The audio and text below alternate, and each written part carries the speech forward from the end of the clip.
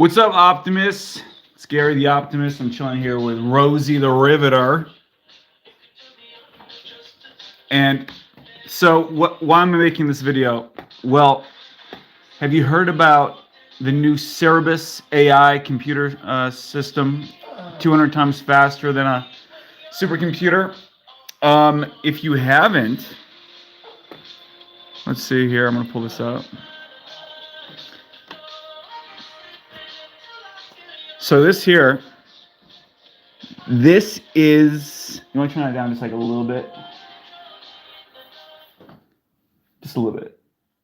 Oh, I'm playing still. It's hyping me up. All right, cool. So this here was developed using the principles that we lecture about at the Optimum Institute. We've been lecturing about these principles for, let me find another website. We've been lecturing about these principles for over a year. And we developed this chip. We didn't develop it. Okay, this company, Cerebus, did. But this is based on. We get Baxter, Rosie. Thanks. Let me find a good picture of this. I want to show you this. That's not a good one. Let me find. Okay, this is a good one. This is a good one. All right, so can solve a problem in an amount of time that no number of GPUs or CPUs can achieve. And the reason is because it is an automaton processor. This is something I've been lecturing about for over a year. It even uses the von Neumann diagram that I've been lecturing about. And look at the equation that each node runs. It's the optimum theory equation. I'll show you. So here's what it looks like. If you're familiar with optimum theory, you're going to recognize this. This is what we have been lecturing on. And this is something I've been saying and talking about and even diagramming just like this. Just like this. I've been diagramming chips just like this. Now, I'm not a chip designer. You know, I'm an idea guy. Like I've always said, I'm an idea person. I'm like a Steve Jobs. That's what I've been saying from the very beginning, okay? I'm an idea person. Okay, I'm not, and that's what I am, and it's just what I am. So, but this is something I've been saying, and I've been diagramming it out. And although I don't have the engineering to do it single-handedly, this team, and did this team, were they directly inspired by me? I don't know. The thing with good ideas is they're kind of in the air, right? Good ideas are like they're in the air. Like if you don't do it, then usually somebody else does. For example, you might know that I'm the first person to develop a smart speaker. Have you even seen it? Check this out. If you don't believe me. People who know me followed this, but I'll show you. Is it not in here? It's upstairs in the third floor bathroom. Attic. Oh, it is? Okay. Rosie says it's upstairs. Will you go? You want to go get it? All right, cool. Rosie says it's upstairs. I guess she moved it or I moved it or something, but it's moved. She's going to go get it. But the point is that this chip right here, this is what we've been talking about, the Optimum Institute, for over a year, and now it's done. It's a simultaneous computer chip processor. Simultaneous calculations. These all happen simultaneously. And each node, you can think of each node as like its own processor. And that's why the chip is so big. Okay? Because it's really just a whole bunch of little chips that are all connected into a grid. So it's huge. It's a huge chip. It's the biggest computer chip ever. Because each little node is its own chip. So it's doing this calculations all simultaneously. This is exactly what I've been saying. And look, high performance fluid dynamics is an interesting departure. And this is exactly what I've been saying. The universe is like a perfect fluid. And to simulate it, we need a chip that can simulate perfect fluid dynamics, and that's what this is. And each one of these little nodes, a series of linear equations of the form ax equals b. Now, what does that remind you of? It's our equation. It's u equals e over s, but it's just reversed. So you can write u equals e over s as, should I do it over here? Like if you go u equals e over s, I don't want to show you all my, let me write it on paper. I know this is like really, here it is. Rosie got it. So this is something I built in 2013. I built this in 2013. Maybe it's even got the date on the bottom. No. That's too bad. But it doesn't matter. It doesn't have the date on the bottom, but it doesn't matter because I've got the paper trail of that's not falsifiable. You know, I've got like lots of things that are uploaded that are not falsifiable, like videos that are on YouTube that are time-stamped, digitally time-stamped. Thanks, Rosie. Yeah. So I have a whole bunch of these. And they link up. This was the first smart speaker. What does it look like? It looks like the first Amazon Alexa. And I made this a year before the Amazon Alexa. I had it built in by manufacturers in China that I found off Alibaba. So yeah, and it worked. You would link it through Google Voice app. So you could talk to it through this Google Voice app, and you could talk to it. That was the whole point. It was a speaker you could talk to. That was the whole point. And they were all linked too. So you could have them around the entire house, like a Sonos system. Right? It was dope. I posted about it on Reddit, and a year later, Amazon had their own. You know, people saw it. You should have put it on Amazon. I should have, but I didn't have the funding at the time, and we had a kid, and it was just, I really should have, but I didn't pursue it. So I was like, I'll just give the idea away, and I put it on r/technology and elsewhere, and it's like that's where engineers go. They go to r/technology, and I posted a lot about it, and I've got time-stamped posts that are like straight up, like if you want to make $1 billion, here's this idea I've got. It's called a smart speaker. Like straight up, dude. And same with this. Same with this. Now, why is this important? This is important because just like the team says,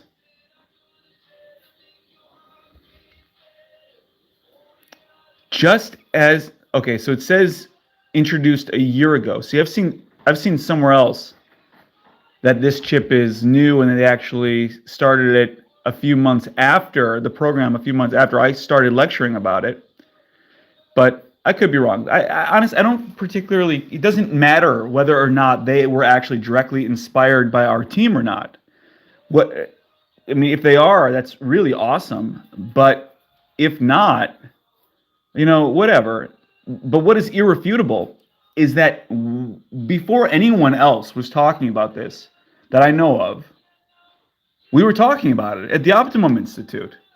Like, that's pretty cool. What we do at the Optimum Institute is real. This is kind of a janky video right here, but we'll get better facilities. We should eventually. And I just saw this. I just saw this article, a couple days ago. And I was like, you know what? I was going to do something a little bit more professional, like a little bit more professional press release, but I was like, let's just put this out there because it's awesome. And what this does is it creates time-stamped proof. Like, hey, we were really talking about this. Like, what we do is we're not trying to pull wool over people's eyes. We do the best work we can. We try and brainstorm things the best we can. And then the world creates stuff. And it's like, well, Gary, why wouldn't you patent it or whatever? That's not really what we do, at least not right now at the Optimum Institute. We think of ideas, and then the world takes those ideas and they make stuff. And now, how does that benefit me? Well, in this particular case, It benefits me because this is going to be the next revolution in computer processing. You can quote me on that. Quote me on that. This kind of chip, forget everything you've heard about, quantum processors. Okay, forget it. Quantum processors are completely irrelevant with this. This is the future. This is the future. A simultaneous von Neumann cellular automaton processor that can be used to simulate fluid dynamics. That is the future. Why? Because everything, as we talk about the Optimum Institute, everything, literally everything, is localized fluid dynamics. You can simulate anything with it. Anything. Everything is localized, a system of localized fluid dynamics. And especially using this equation that it's not just a matter of if then. See, this is very important to understand. This is a completely different architecture. So when you think of a typical, and this is what I've been saying, we've been saying this for over a year, that instead of just if then, Rose, do you have a pen in there? I got one. Never mind, I got one.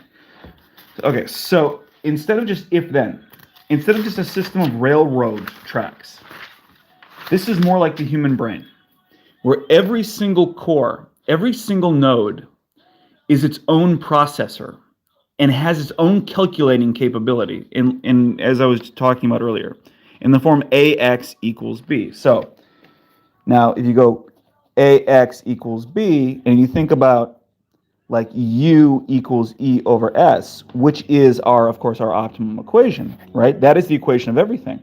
But you can they're interchangeable. You understand? You can convert this. So you can multiply, S from both sides, and it's going to give you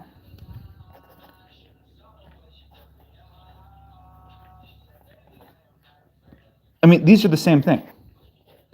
It's up to you to decide what the variables are, but these are the same thing. You could say U equals A, X equals S, and E equals B. They're the same equation, and that's what's needed. That is what's needed. How is this going to help us? Because this is going to be the next computer revolution. Think about how much computers help our lives. How much computers help our lives. And if you don't believe that we've been talking about this, go watch the Optimum Institute lecture, optimuminstitute.org. Go watch the 2.25 hour lecture, hour and 15 minutes, right? Go watch the lecture. You'll see. But in addition to that, I've been making little sub-lectures on the YouTube channel. I usually put them to private afterwards. But they're there. Like, I can pull them up. If anyone wants to try and call my bluff, I can pull up time-stamped videos proving that we have been designing this chip architecture. Well, I wasn't making it. I wasn't printing silicon. But in theory, the theoretical ideas, I've been discussing this for over a year. And it's amazing to see it. Now with this, we can have better physics processing. And here's why. Rosie knows. I don't think she's even been listening to me, but what is my ultimate goal? We can say it. We can say it here. What is it? What do I always talk about? Your ultimate goal is to live an optimum life. Yeah, well that. But then what is my end? What is the end state? Well, there is no end state, but what is the What is the upload? Oh, yeah. Yeah, the upload, right? I talk about it. Rosie always thinks I sound like I'm being schizo. But when I first started talking about upload, you thought I was completely nuts. And when I started talking about automatons and automata, I think you Googled it, and you were like, you thought I was talking about robots, because that movie. Yeah, human robots. Yeah, I kind of was, but yeah, she was like, what are you talking about? And if you Google it, I think the first thing that pops up is that movie. There's some movie with the word automaton in it or something. And yeah, but the point is, what have I been talking about for like 2 years now on my YouTube? I know I make the videos private, but they're there. I can pull them up. They're just they're on my account set to private. I can pull them up. They have the timestamp on them. I've been talking about biological immortality through upload. Been talking about it for years. People thought it was crazy that you can just tap into the brain and upload it. And now we've got Elon Musk with Neuralink. I guess I'm not so crazy anymore, huh? And the point is, hi friend, how's it going? I'm talking about computer chips. And I'm talking about biological immortality. Do you believe in that? Holla at me. More coffee. Me with my girl Rosie. We're talking about, we got one friend here. Oh, nice. We've had like 3 or 4 stop by. Are you one of my Yang Gang friends? Or are you here because you know about Optimum theory? You want to talk? You don't have to talk. I'll talk. Okay, so the point is, they bailed. All right, so the point is that we are going to, oh, what's up, Robert? You've stopped in before. Robert, were you making fun of me in one of these videos? You were making fun of me in one of these videos. Where'd you? We were talking, and I think you were like, were you the guy who posted something? You were like, were you the guy who's like, Gary claims to have unified physics, and yet he uses Excel or something? I don't care. Whatever. You can make fun of me. I don't care. Waiting for the raw intel. But the point is that, okay, so this chip here, this will be the chip for upload. You can quote me on that. Quote Gary on that. Quote Gary the Optimist on that.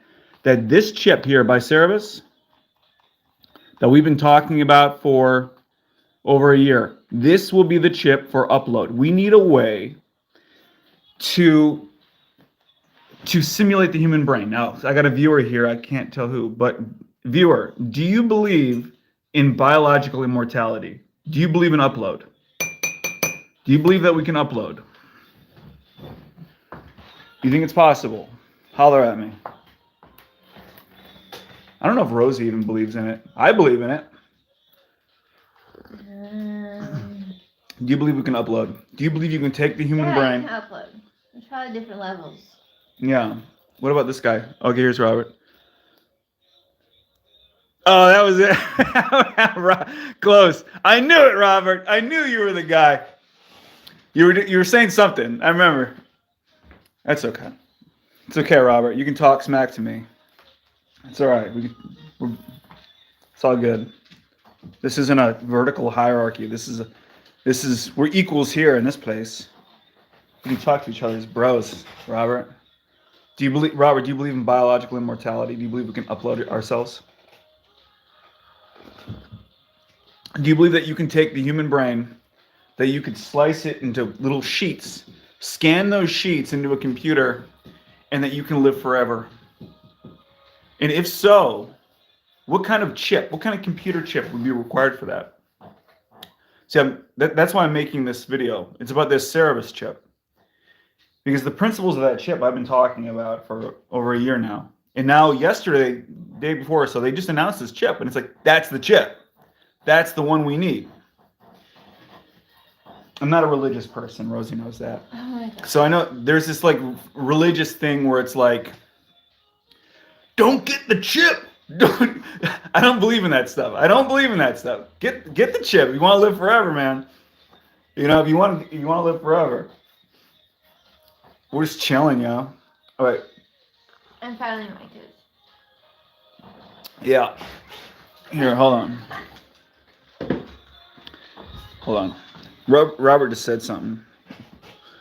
And I gotta, how do I make it so that I can, there we go. Okay. Eventually, so Robert says, eventually, but the human race will destroy itself. Wait, hold on. I gotta get your comment back up. Darn it. Here, stop. No, you're fine. YouTube doesn't like leave the comments on the screen. It like takes them off. Okay, there. Eventually, but the human race will destroy itself with easier tech before then, similar to the Fermi paradox. I don't know, dude. I don't know. Okay, Fermi paradox. Rosie, do you know Fermi paradox? What is it called? It's called Fermi paradox. No, I've never heard of it. Okay. You want me to tell you about it? Sure. All right, here's the idea. The idea is that the universe is really big, like maybe even infinite. I think it's infinite. Okay. So if it's that big, then where are the other life forms? Because if we just evolved, then where are the other life forms? And I don't think there are. You don't think there's other life forms? Mm. Well, that's the Fermi paradox. That if they get too smart, they kill themselves. Like they blow themselves up. Like we're building nuclear bombs, right? Yeah. We're building nuclear bombs, and it's like, what if the human race just blows itself up? Maybe every life form just blows itself up. That's the Fermi paradox. Robert, have you heard of dark forest theory?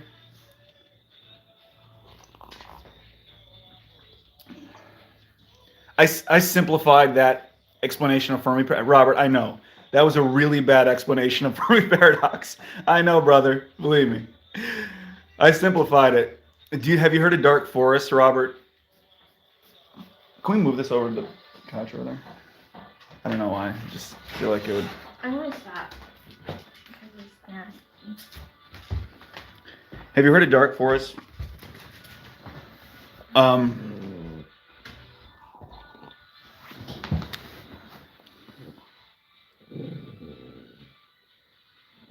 Here, tell me about it. Robert, tell me about the Fermi paradox. Tell me, what's the issue? Robert's going to explain it better than I did, Rose. Robert's going to explain it better. I didn't do a very good job. Go ahead, Robert, if you would like.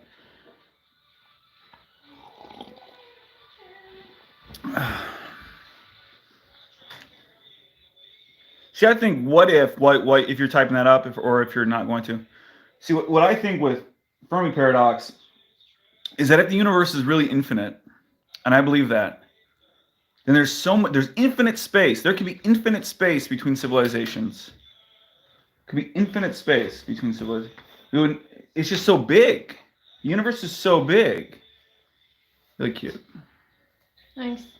Yeah, the universe is I think Robert's going to explain it better than I did. Here we go. He's just saying, my solution, I think in any universe starting configuration, the tech to kill yourself comes before interstellar. Yeah, right? That's kind of what I was saying. That's pretty much what I was saying. Basically, it's easier to blow yourself up than it is to build spaceships. That's basically it. There's this lecture by Richard Feynman. I think it's called Plenty of Room at the Bottom. And he talks about how there's a lot of people who believe the universe is infinitely deep. Like Carl Sagan believed that, and passed away. Carl Sagan believed the universe is infinitely deep. You can keep on going down forever. Like if you can go bigger forever, you can go inward forever. Carl Sagan believed that. And if you can go inward forever, why wouldn't you get smaller instead of bigger? So I think here's my like pet theory about Fermi paradox. We just get smaller. We upload, right? Because I talk a lot about Rosie, so thank you, Rosie, for sitting here with us. You're welcome. So I'm thinking we upload. We just upload and we get smaller and smaller and smaller rather than bigger and bigger and bigger. Why wouldn't you fit if you're trying to maximize human life and you can upload a human mind, put it on a server, wouldn't you put think about how much more room you would have if you want to get smaller.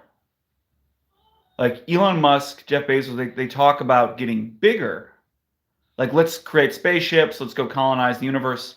Why not get smaller? You could fit 1 trillion human beings in a simulated environment on a server farm. And that's what I think.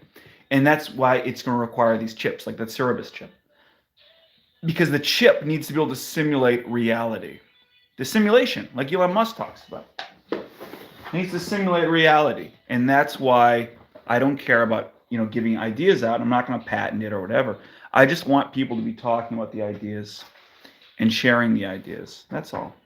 Anyway, I'm probably boring you, Robert. You want to talk about anything, Robert? I think I'm gonna. If not, then I think I'm gonna go. Don't show that. We don't mix the. Like, why do we have to change in size? Why is that even, like... Don't show the, don't show the. I'm not. Okay. Alright. Change in size. I think we stay the same size. Oh, what happened to Yang? Oh, dude, this is one of my Yang homies. Okay, it's one of my Yang homies. All right, so Andrew Yang retweeted one of my music videos. I have it set to that video set to private because I'm just. He cashed in on CNN pretty fast. Yeah, but you know what? I think it's all worth it as long as he gets closer to Biden. And we need people who believe in his fund for people who believe in UBI, like me and you, right? I presume like you're like me. You're a UBI guy. So he's funding different campaigns, and I think that's really good what he's doing by getting it out there. And you kind of have to get close to power, and he's smart enough to know that he has to get close to powerful people, that he can't just be like an outlier. You know that Andrew Yang retweeted my music video? Did you see that one? He retweeted it to like 1.6 million people. My music video, Roadside, right? Yeah. That was a couple months ago. But as for UBI, dude, okay, this is kind of out there. I think we need to retake the Federal Reserve. I think it all comes down to the Fed. Like, and it sounds so obvious when you really talk, like when you think about it, like, well, that's where they print the money. Yeah, and it's really that simple. Like, that's where they print the money, and we need to retake it. We need to give everybody a Fed account, and it needs to be backed by, like, during this pandemic, they've just been printing money. Like, they're not even backing it with gold or anything, or not even force. Like, usually the Fed is backed with force. Or if you don't repay it, well, then the Fed comes after you. They're not even doing that anymore. They're just printing it. Well, okay, if they're just going to print money, then we need to retake the Fed for the people, and we need to start. We all need our own Fed account, and that's what I think. Yeah. Okay. Eurodollar University. Okay. I've been deep diving Fed stuff lately. I've been really interested in it. And I don't want to make moral judgments on it. Like a lot of people do that. They talk about the Fed and they're like, get rid of the Fed. And that's not what I'm saying. I'm not trying to make a moral judgment. Like, this is the system we have to play within. Like, the Fed exists. It's a thing. The president appoints the board of the Fed, and this is how the game works. I'm going to check it out. It said Eurodollar University. Euros? Yeah, I agree. I honestly, I truly believe right now. I mean, it's theoretical. I could be wrong, but I truly believe the Fed is the power center. That is the true power center. When we talk about the shadow government and all this stuff, it's the Fed. I truly believe that the Fed and all these financial institutions, which are like, that's the nerve center of our society. Oh, you might be right. You might be right. Yeah. I'll watch the he says I'm wrong. That's okay. Wrong about? I could be wrong, dude. I could totally be wrong. I could be a raving lunatic. But I'm gonna look that up. I don't know, dude. I think like they plan it top down. When they talk about top down economics, I think this is what is implied. Yeah, they only affect on book USD, but everything's tied to the US standard. It's like okay, so what countries were in the axis of evil? Like when George Bush was like, do you remember that? Were you paying attention to that stuff? I remember it, but I don't remember these. It was like Iran, Afghanistan, Iraq, like North Korea. These are the evil countries. When you look at it, though, like another way, these are the countries that are not tied into the World Bank. And it's like these are the countries where they don't accept the dollar.